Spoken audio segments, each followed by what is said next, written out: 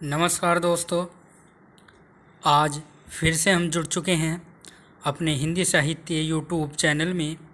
और आज का हमारा अध्याय है अध्याय 25, जिसमें हम गौड़ीय संप्रदाय की चर्चा करने वाले हैं। पिछले अध्याय में हमने सखी संप्रदाय के बारे में चर्चा की थी और उसके प्रमुख कवि के बारे में चर्चा की थी दोस्तों।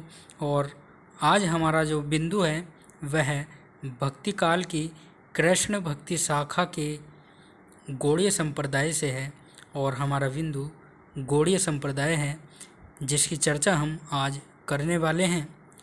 तो सभी ज़्यादा से ज़्यादा संख्या में जुड़ जाएं और अपने हिंदी साहित्य का पूरा आनंद ले दोस्तों।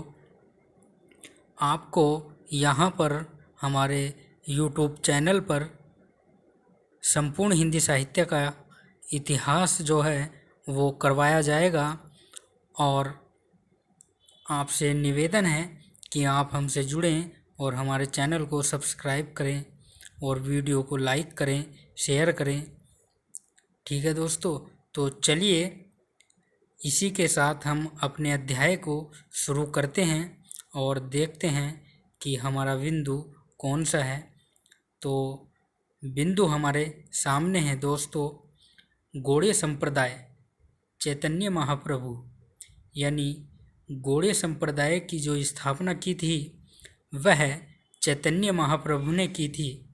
यह आपको याद रखना है। तो शुरू करते हैं प्रथम बिंदु को। तो गौड़ीय संप्रदाय की स्थापना चैतन्य महाप्रभु ने की थी। चैतन्य महाप्रभु का जन्म 1486 ईस्वी में नवद्वीप बंगाल में हुआ था। इनके गुरु का नाम केशव भारती था और इनका मत अचिंत्य भेदाभेदवाद था और इनका मूल नाम विशंभर मिश्र था। घर पर इन्हें निभाई और गौर या गौरांग नाम से पुकारा जाता था दोस्तों। यह आपको याद रखना है। चलिए एक बार और अध्ययन कर लेते हैं इसका। गौड़ीय संप्रदाय जिसकी स्थापना चैतन्य महाप्रभु ने की, तो उनके बारे में चर्चा करेंगे। तो गौड़ीय संप्रदाय की स्थापना चैतन्य महाप्रभु ने की थी। चैतन्य महाप्रभु का जन्म 1486 ईस्वी में नवद्वीप बंगाल में हुआ था। इनके गुरु का नाम केशव भारती था। जो चैतन्य महाप्रभु थे उनका जो जन्म हुआ था वह 1486 ईस्वी में हुआ था और नवद्वीप बंगाल में हुआ था और इनके गुरु केशव भारती थे। इनका मत अचिंत्य भेदाभेदवाद था और इनका मूल नाम विशंभर मिश्र था। घर पर इन्हें निभाई और गौर या गौरांग नाम से पुकारा जाता था दोस्तों। यह आपको याद रखना है। तो ये बड़े ही महान कवि हुए चैतन्य महाप्रभु, जिन्होंने गौड़ीय संप्रदाय की स्थापना की। तो इनके बारे में जो भी आपके सामने तथ्य हैं आपको उनको याद करना है और ध्यान रखना है दोस्तों। चलिए इसी के साथ हम अपने दूसरे बिंदु की ओर चलते हैं और दूसरा बिंदु हमारा है गौड़ीय संप्रदाय के प्रमुख कवि। अब हम गौड़ीय संप्रदाय के जो प्रमुख कवि हैं उनके बारे में चर्चा करने वाले हैं। तो प्रथम कवि हैं कवि राम राय। कवि राम राय गौड़ीय संप्रदाय के कवि हैं। तो इनके बारे में जानने की कोशिश करेंगे और जानेंगे दोस्तों। राम राय प्रारंभ में वल्लभ मतानुयायी विट्ठलनाथ के शिष्य थे। जो राम राय थे वह प्रारंभ में वल्लभ मतानुयायी विट्ठलनाथ के शिष्य थे, किंतु बाद में यह जगन्नाथपुरी में श्री नित्यानंद से दीक्षा ग्रहण की। इसको एक बार और देखेंगे कि राम राय प्रारंभ में वल्लभ मतानुयायी विट्ठलनाथ के शिष्य थे, किंतु बाद में यह जगन्नाथपुरी में श्री नित्यानंद से दीक्षा ग्रहण करने के पश्चात संस्कृत तथा ब्रज भाषा दोनों के पंडित हुए। इन्होंने श्री नित्यानंद से दीक्षा ग्रहण करने के पश्चात संस्कृत तथा ब्रज भाषा में रचनाएं लिखी और यह संस्कृत तथा ब्रज भाषा के पंडित कहलाए। आगे चलेंगे। राम राय ने संस्कृत में ब्रह्मसूत्र के कुछ अंश पर गौर विनोदिनी नामक कृति की रचना की तथा गीता पर गौर भाष्य और गोविंद तत्व दीपिका का प्रणयन किया। ब्रजभाषा में इनकी आदिवाणी तथा गीता गोविंद भाषा 2 रचनाएं प्राप्त होती हैं। तो हमने गौड़ीय संप्रदाय के जो कवि राम राय हैं उनके बारे में चर्चा की है और एक बार हम और अध्ययन कर लेते हैं इनका। तो राम राय प्रारंभ में वल्लभ मतानुयायी विट्ठलनाथ के शिष्य थे, किंतु बाद में यह जगन्नाथपुरी में श्री नित्यानंद से दीक्षा ग्रहण की थी। यानी इन्होंने पहले तो यह वल्लभ मतानुयायी विट्ठलनाथ के शिष्य थे, किंतु बाद में इन्होंने जगन्नाथपुरी में श्री नित्यानंद से दीक्षा ग्रहण की थी। यानी श्री नित्यानंद जी से शिक्षा प्राप्त की थी। और राम राय संस्कृत तथा ब्रज भाषा दोनों के पंडित थे।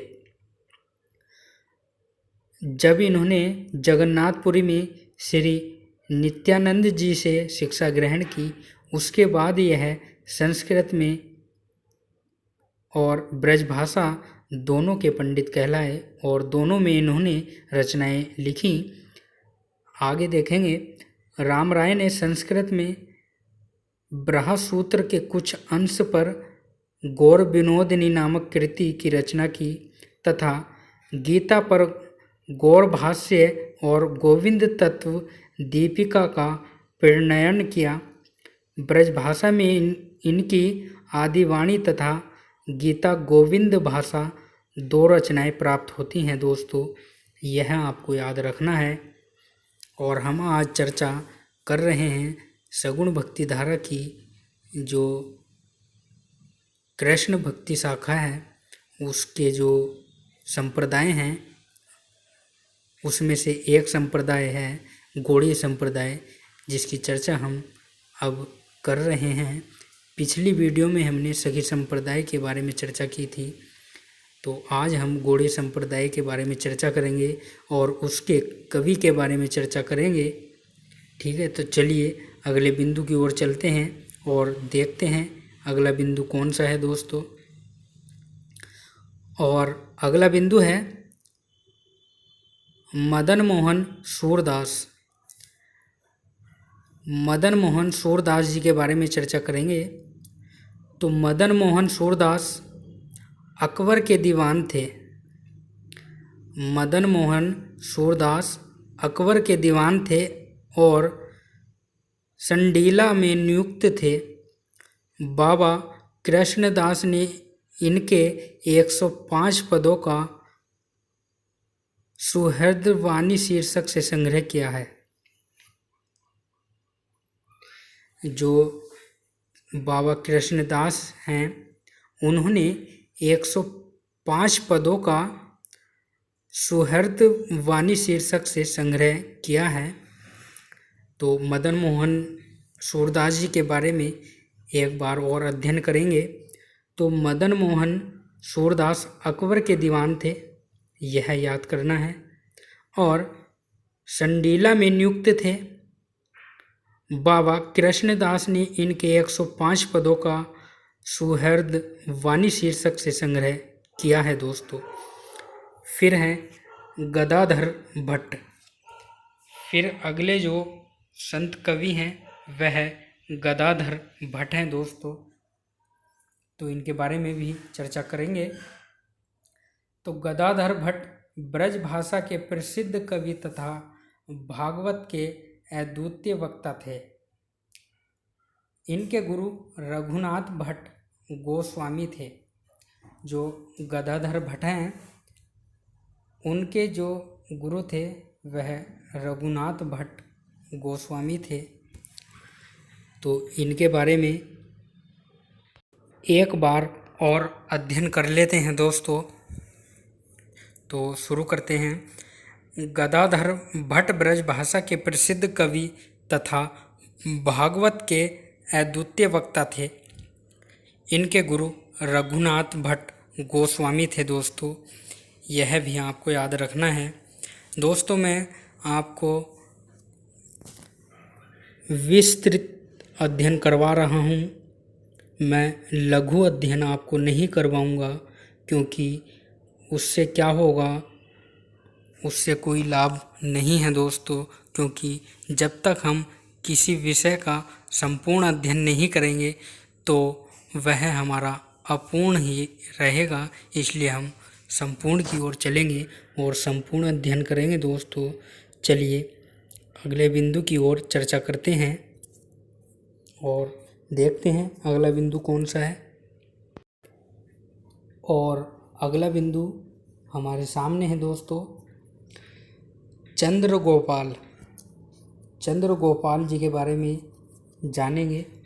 तो चंद्रगोपाल ने संस्कृत तथा ब्रज भाषा दोनों में ग्रंथ लिखे हैं और यह राम राय के अनुज थे।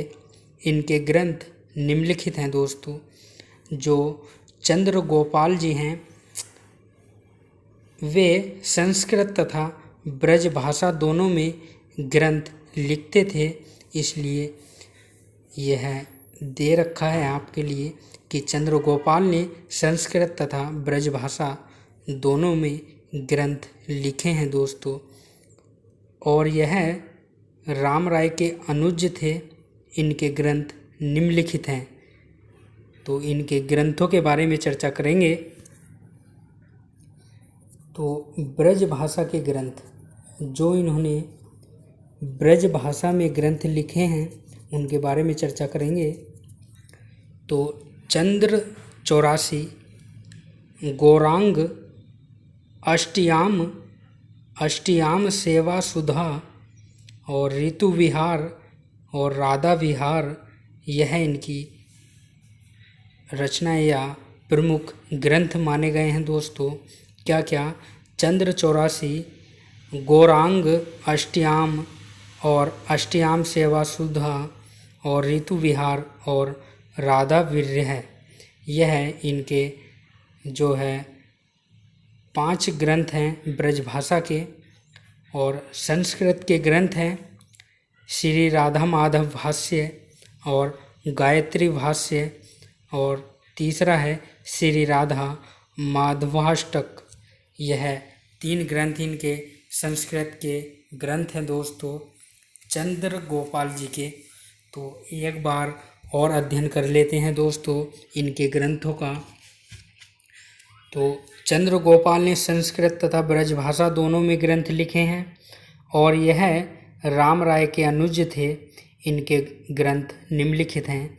इन्होंने ब्रज भाषा और संस्कृत दोनों में ग्रंथ लिखे हैं। तो पहले हम ब्रज भाषा के ग्रंथों का वर्णन करेंगे दोस्तों। तो इनके 5 ग्रंथ हैं ब्रज भाषा के। कौन कौन से? चंद्र 84 पहला ग्रंथ है चंद्र 84, दूसरा है गौरांग अष्टयाम और तीसरा ग्रंथ है अष्टयाम सेवा सुधा और नंबर 4 है ऋतु विहार और 5वां ग्रंथ है राधा विरह। ये 5 ग्रंथ ब्रज भाषा के हैं चंद्र गोपाल जी के। और संस्कृत के ग्रंथ देखेंगे अब। तो संस्कृत के ग्रंथ 3 हैं इनके। कौन कौन से? पहला है श्री राधा माधव भाष्य और दूसरा गायत्री भाष्य और नंबर 3 श्री राधा माधवाष्टक। ये 3 ग्रंथ इनके संस्कृत के ग्रंथ हैं चंद्र गोपाल जी के, तो यह भी आपको याद रखना है दोस्तों। चलिए इसी के साथ अगले बिंदु की ओर चलते हैं और देखते हैं अगला बिंदु कौन सा है दोस्तों। चलिए दोस्तों अगले बिंदु की ओर चर्चा करते हैं और अगला बिंदु हमारे सामने आ चुका है। यह पिछले बिंदु से ही संबंधित है, तो इसके बारे में चर्चा करेंगे। यह दोस्तों चंद्र गोपाल जी के ग्रंथ चंद्र 84 से संबंधित है। तो चंद्र 84 और हित 84 रचना हित हरिवंश जी की प्रेरणा से लिखी मानी गई हैं दोस्तों। यह लिखी, ये जो आती है यह गलत है दोस्तों, टाइपिंग में गलत हुआ है, लिखते हुए टाइपिंग करते हुए यह गलत हुआ है, यह आप सही कर लेना। तो इसका उच्चारण जो होगा शुरू से देखेंगे कि चंद्र 84 और हित 84 रचना हित हरिवंश जी की प्रेरणा से लिखी गई थी। चंद्र 84 और हित 84 रचना हित हरिवंश जी की प्रेरणा से लिखी गई थी और गौरांग अष्टयाम में चैतन्य महाप्रभु की अष्टयाम सेवा का उल्लेख है। जो गौरांग रचना है, गौरांग अष्टयाम जो रचना है उसमें चैतन्य महाप्रभु की अष्टयाम सेवा का उल्लेख है दोस्तों। जो चंद्र गोपाल जी की रचना है गौरांग अष्टयाम, उसमें चैतन्य महाप्रभु की अष्टयाम सेवा का उल्लेख है, यह याद रखना है आपको। दूसरा बिंदु है वृंदावन सत श्री प्रबोधानंद। वृंदावन सत श्री प्रबोधानंद सरस्वती द्वारा रचित संस्कृत ग्रंथ वृंदावन महिमामृत का ब्रज भाषा में अनुवाद है। इस बिंदु को द्वारा देखेंगे कि वृंदावन सत श्री प्रबोधानंद सरस्वती द्वारा रचित संस्कृत ग्रंथ वृंदावन महिमामृत का ब्रज भाषा में अनुवाद है दोस्तों। यह जो ग्रंथ है कौन सा, श्री प्रबोधानंद सरस्वती द्वारा रचित जो वृंदावन सत है, जो ग्रंथ है ये कौन सा, वृंदावन सत। जो वृंदावन सत ग्रंथ है दोस्तों, यह है श्री प्रबोधानंद सरस्वती द्वारा रचित संस्कृत ग्रंथ वृंदावन महिमा मृत का ब्रज भाषा में अनुवाद है दोस्तों। यह आपको याद रखना है। तो अगले बिंदु की ओर चर्चा करते हैं और देखते हैं अगला बिंदु कौन सा है दोस्तों। और अगला बिंदु हमारे सामने आ चुका है माधवदास। माधवदास जी के बारे में चर्चा करेंगे। तो माधवदास वृंदावनवासी खत्री थे। माधवदास वृंदावनवासी खत्री थे। इनकी रचना निम्नलिखित हैं। कौन कौन सी रचना है इनकी? इनकी 3 रचनाएं मानी गई हैं दोस्तों। कौन कौन सी? केली माधुरी, वंशीवट माधुरी और वृंदावन माधुरी। यह 3 रचनाएं मानी गई हैं इनकी। तो पहली रचना है केली माधुरी। केली माधुरी जो रचना है इसकी रचना 1630 ईस्वी में हुई थी दोस्तों। यह आपको याद रखना है क्या कि केली माला जो रचना है माधवदास जी की, उसकी रचना 1630 ईस्वी में हुई थी। या आप ऐसे भी याद कर सकते हो कि माधवदास जी की केली माधुरी माधवदास जी की केली माधुरी रचना 1630 ईस्वी में लिखी गई थी। ठीक है। और दूसरी है वंशीवट माधुरी। जो दूसरी रचना है दोस्तों वंशीवट माधुरी, इसकी जो रचना हुई थी वह 1642 ईस्वी में हुई थी दोस्तों। यह भी आपको याद रखना है। और तीसरी रचना है वृंदावन माधुरी। यह गलत है दोस्तों, इसमें री की मात्रा है वै में, तो यह आप ठीक कर लेना। नंबर 3 में वै में री की मात्रा है, तो वृंदावन माधुरी जिसकी स्थापना भी या जिसकी रचना भी 1642 ईस्वी में माधव दास ने की थी दोस्तों, यह आपको याद रखना है। तो इसका एक बार और अध्ययन कर लेते हैं दोस्तों कि माधव दास वृंदावनवासी खत्री थे। इनकी रचना निम्नलिखित हैं। कौन कौन सी? केली माधुरी जिसकी रचना 1630 ईस्वी में हुई, और वंशीवट माधुरी जिसकी रचना 1642 ईस्वी में हुई, और वृंदावन माधुरी जिसकी स्थापना भी दोस्तों या जिसकी रचना भी 1642 ईस्वी में हुई दोस्तों। और फिर आते हैं भागवत मुदित।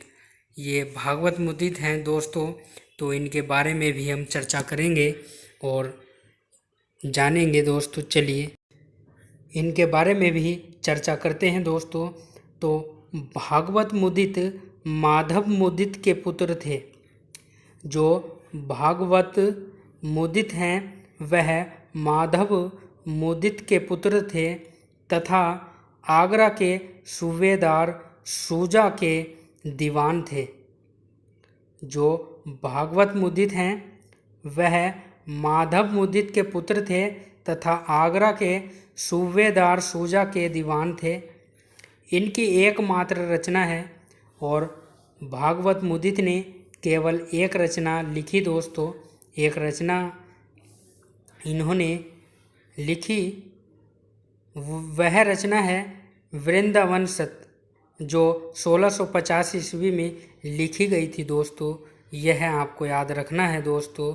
चलिए इसका एक बार और अध्ययन कर लेते हैं। चलिए दोस्तों इसका एक बार और अध्ययन करते हैं। माधव दास वृंदावनवासी खत्री थे। इनकी रचना निम्नलिखित हैं, यानी 3 रचनाएं मानी गई हैं इनकी।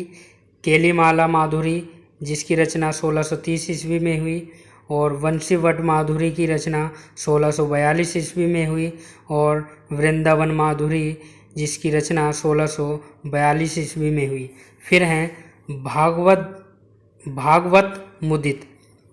तो भागवत मुदित माधव मुदित के पुत्र तथा आगरा के सूबेदार शुजा के दीवान थे। इनकी एकमात्र रचना वृंदावन